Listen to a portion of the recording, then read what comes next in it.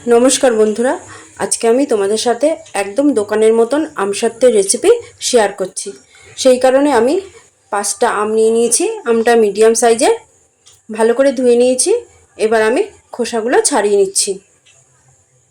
এই আমসত্ত্বটা তোমরা বাড়িতে বানিয়ে নেবে, খেতে জাস্ট ফাটাফাটি হয়।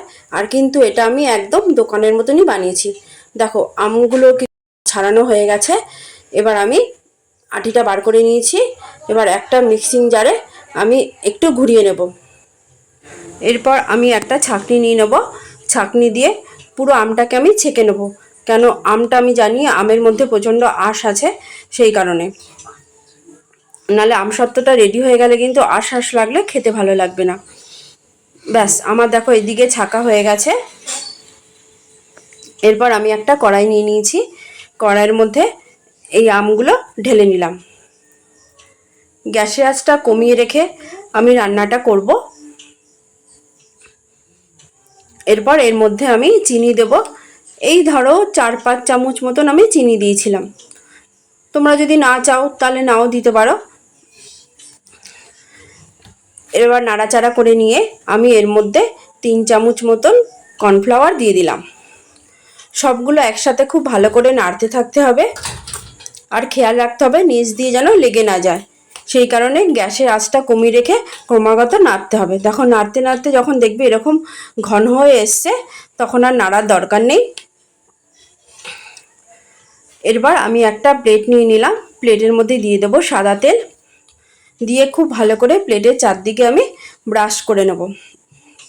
এটা কিন্তু একেবারে তোমার রোদে দেওয়ার ঝঞ্ঝাট ছাড়াই আমি এটা বানিয়েছি। আমি এটা ফ্যানের হাওয়াতেই শুকিয়ে নিয়েছিলাম। দেখো প্লেটের মধ্যে আমি এটা ঢেলে নিচ্ছি। এবার চারিদিকে একটু ছড়িয়ে দেব। যেহেতু এটা খুবই গরম, সেই কারণে আমি একটা খুন্তি দিয়েই চারিদিকে এটাকে ছড়িয়ে দিচ্ছি। তোমাদের যদি ভালো লাগে লাইক করবে, সাবস্ক্রাইব করবে। আর বাড়িতে বিশ্বাস করো এইভাবে বানাবে, খেতে জাস্ট ফাটাফাটি হয়, একেবারে দোকানের মতন বলতে পারো। আর এটা কিন্তু আমি রোদে একদমই শুকোতে দিইনি, ফ্যানের হাওয়াতেই শুকিয়ে নিয়েছি। এইভাবে বানিয়ে তোমরা 3-4 মাস মতন ইউজ করতে পারো, তবে অবশ্যই ফ্রিজে রাখবে। আমার 2-3 দিন মতন সময় লেগেছিল শুকোতে। দেখো এটা একেবারে শুকিয়ে গেছে। এবার আমি ছুরি দিয়ে কেটে নিচ্ছি। তোমরা যে যেরকম শেপ দেবে, আমি বরফি মতন করেই কেটে নিয়েছিলাম। দেখো এটা কত সুন্দর দেখতে হয়েছে, খেতেও কিন্তু খুবই সুন্দর হয়। আর ওই যে বললাম রোদে দেওয়ার ঝামেলা টামেলা নেই। দেখো তোমাদেরকে কেটে দেখালাম। ভালো লাগলে অবশ্যই কিন্তু একটা লাইক আর সাবস্ক্রাইব করবে।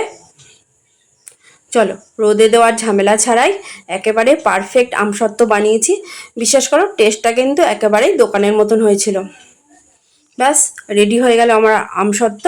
তোমরা সবাই ভালো থাকবে, সুস্থ থাকবে। আর অবশ্যই বাড়িতে এইভাবে বানিয়ে খাবে। বাই।